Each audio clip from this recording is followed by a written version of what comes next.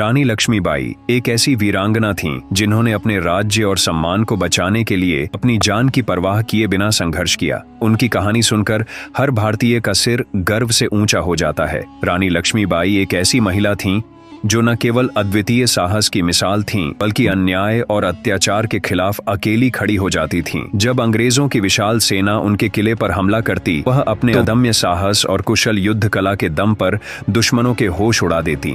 लक्ष्मीबाई के साहस से अंग्रेजों का भय इतना बढ़ गया था कि वे युद्ध सामग्री छोड़कर मैदान से भागने में ही अपनी भलाई समझते। लेकिन अंग्रेज भी क्रूरता की हदें पार करने से पीछे नहीं हटते थे। उनकी निर्दयता की वजह से भारत के कई वीरों को अपनी जान गंवानी पड़ी। रानी लक्ष्मीबाई ने अंतिम सांस तक अंग्रेजों का डटकर मुकाबला किया। उनकी अंतिम इच्छा थी कि उनकी मृत्यु के बाद भी अंग्रेज उनके शरीर को छू न सकें। उनके वफादार सैनिकों ने इस इच्छा का सम्मान किया और अंग्रेजों के आने से पहले ही उनका अंतिम संस्कार कर दिया। 19 नवंबर 1828 को बनारस के मोरोपंत तांबे के घर एक बच्ची का जन्म हुआ, जिसे प्यार से मणिकर्णिका नाम दिया गया। लेकिन घर में सब उसे मनु कहकर पुकारते थे। मनु का जीवन मासूमियत भरा था, लेकिन किस्मत ने जल्द ही उसे गहरा आघात दिया। जब वह केवल 4 साल की थी, उसकी मां भागीरथी सप्रे का निधन हो गया। मां के बिछड़ने के बाद मनु के पिता ने उसे पालने और उसके भविष्य को संवारने का जिम्मा उठाया। अपनी उम्र से कहीं ज्यादा समझदार मनु ने धीरे धीरे घुड़सवारी, तीरंदाजी, आत्मरक्षा और निशानेबाजी में महारत हासिल कर ली। वह निडर और साहसी बनकर बड़ी हो रही थी, लेकिन नियति ने फिर से उसकी परीक्षा ली।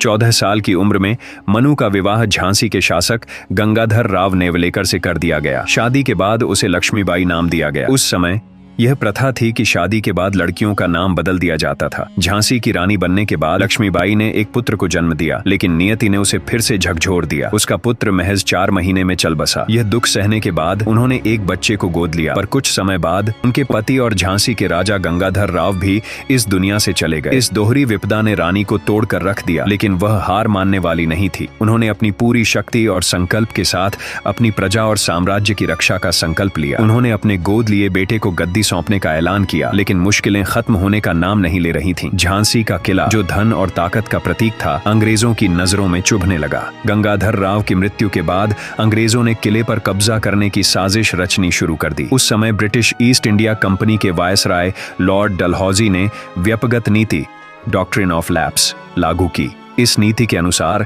यदि किसी राजा का कोई जैविक उत्तराधिकारी नहीं होता तो उसका राज्य कंपनी के अधीन हो जाता। रानी लक्ष्मीबाई और उनके गोद लिए बेटे को अंग्रेजों ने उत्तराधिकारी मानने से इनकार कर दिया। झांसी की रानी के लिए यह केवल संपत्ति या गद्दी का सवाल नहीं था, यह उनके आत्मसम्मान, अपने लोगों के अधिकार और स्वतंत्रता की लड़ाई थी। उनके सामने चुनौती केवल एक किले की रक्षा करने की नहीं थी, बल्कि अपनी धरती माँ की गरिमा को बचाने की थी। और इसी क्षण से उन्होंने वह प्रतिज्ञा ली जिसने उन्हें भारत के स्वतंत्रता संग्राम का अमर प्रतीक बना दिया। अब रानी लक्ष्मीबाई को पूरी तरह यकीन हो गया था कि अंग्रेजों की गंदी नजर इस वक्त झांसी पर है। वे हर हाल में झांसी को अपने अधीन करना चाहते हैं। ऐसे में अंग्रेजों ने कई बार रानी लक्ष्मीबाई को बुलाने की कोशिश की, लेकिन उनकी बुलंद हिम्मत और स्वाभिमान ने हर बार उन्हें मना कर दिया। अंग्रेज बार बार संदेश भेजते जिनमें वे झांसी को सौंपने के बदले पेंशन देने का वादा करते, पर रानी लक्ष्मीबाई झुकने वालों में से नहीं थी। उनका साहस, मान और देशभक्ति हर तरह के प्रलोभन को ठुकरा देता था। उन्होंने झांसी के सभी महिला और पुरुषों को एकत्र किया और सभी को युद्ध की कड़ी ट्रेनिंग दी। धीरे धीरे झांसी ने एक बड़ी सेना खड़ी कर ली, लेकिन अंग्रेजों की विशाल सेना से मुकाबला करना अभी भी मुश्किल था। रानी ने हार नहीं मानी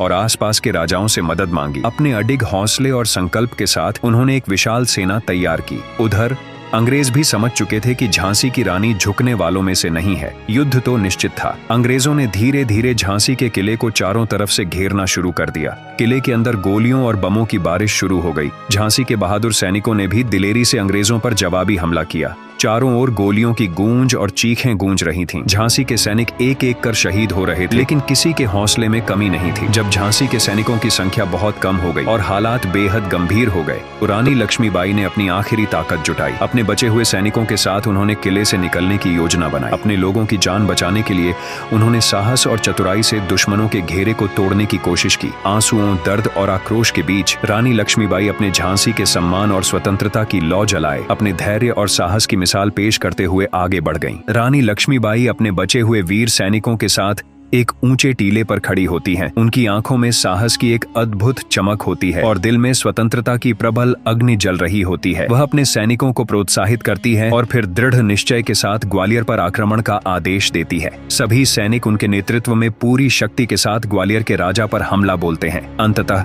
अदम्य साहस और रणनीति के बल पर वे ग्वालियर के राजा को परास्त कर विजय प्राप्त करते हैं। ग्वालियर की सेना लक्ष्मीबाई की वीरता और नेतृत्व से मंत्रमुग्ध हो जाती है। जीत की खुशी में सैनिक खुशी से झूम उठते हैं। उनके दिलों में उत्साह और गर्व का अद्भुत संचार होता है, परंतु किसी को यह आभास नहीं था कि अंग्रेजों की विशाल सेना जल्द ही उन पर आक्रमण करने वाली है। जैसे ही अंग्रेज अपनी विशाल सेना के साथ ग्वालियर की ओर बढ़ते हैं, पूरे क्षेत्र में सन्नाटा छा जाता है। सैनिकों के चेहरे पर चिंता की लकीरें दिखने लगती हैं, परंतु रानी लक्ष्मीबाई का आत्मविश्वास अटूट रहता है। वह अपनी सेना को एकत्र करती है, उन्हें युद्ध की रणनीति समझाती है और उनके दिलों में स्वतंत्रता की आग और अंग्रेजों के प्रति गुस्से का ज्वार भर देती है। फिर वह अपने अंतिम युद्ध की तैयारी में जुट जाती है। अपनी तलवार, ढाल और साहस से सजी वह अपने नए घोड़े पर सवार होकर युद्ध भूमि में उतरती है। उनके पीछे उनकी सेना भी पूरे जोश और हिम्मत के साथ अंतिम युद्ध के लिए तैयार होती है। हर सैनिक के दिल में मातृभूमि के लिए बलिदान का जज्बा और जीत का दृढ़ निश्चय भरा होता है। यह क्षण न केवल संघर्ष का प्रतीक है, बल्कि अदम्य साहस और बलिदान की अमर गाथा भी। रानी लक्ष्मीबाई का यह अंतिम युद्ध था और इस निर्णायक क्षण में उन्होंने अपने सैनिकों से दृढ़ स्वर में कहा, चाहे कुछ भी हो जाए, इन फिरंगियों को मेरा शरीर तक नहीं मिलना चाहिए। उनकी आवाज में दृढ़ता और आंखों में अदम्य साहस झलक रहा था। युद्ध के लिए वे पूरी तरह तैयार थीं और उधर अंग्रेजों ने भी पूरी तैयारी के साथ मैदान में कदम रखा। युद्ध शुरू हुआ और 2 घंटे तक यह भयंकर संग्राम चला। इस दौरान रानी के कई वीर सैनिक शहीद हो गए, परंतु रानी लक्ष्मीबाई के चेहरे पर हार का कोई चिन्ह नहीं था।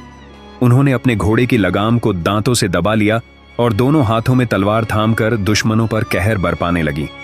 एक अंग्रेज सैनिक ने उन पर वार किया, लेकिन रानी ने पलटकर ऐसा प्रहार किया कि वह वहीं ढेर हो गया। अंग्रेज सैनिकों ने उन्हें चारों ओर से घेर लिया था, पर रानी लक्ष्मीबाई मानो मौत से भी बेपरवाह अपनी तलवार से दुश्मनों को लगातार पछाड़ती रहीं। जैसे ही वह आगे बढ़ीं, एक गोली उनके शरीर में लगी। वह घायल हो गईं और उनका शरीर धीरे धीरे जवाब देने लगा। फिर भी उनकी आंखों में जिंदा रहने और लड़ने की ज्वाला बुझी नहीं थी। अपने वफादार सैनिकों की मदद से उन्हें एक पास के मंदिर में ले जाया गया। घायल और दर्द से कराहते हुए भी उनकी आखिरी ख्वाहिश थी कि वह अंग्रेजों के हाथ न लगे। कुछ ही क्षणों में यह अदम्य वीरांगना, जिसने अपने साहस और बलिदान से इतिहास रचा, अंतिम सांस ले चुकी थी। मंदिर के चारों ओर अंग्रेजों ने गोलियों की बौछार कर दी, लेकिन अंदर से केवल 3 बंदूकों की आवाजें गूंज रही थीं। रानी लक्ष्मीबाई के बलिदान ने न केवल उनके सैनिकों बल्कि पूरे देश के दिलों में आजादी की एक नई चिंगारी जला दी। उनका जीवन और उनकी मौत दोनों ही अमर हो गईं। अंग्रेजों की बंदूकें थमने का नाम ही नहीं ले रही थीं। गोलियों की गड़गड़ाहट के बीच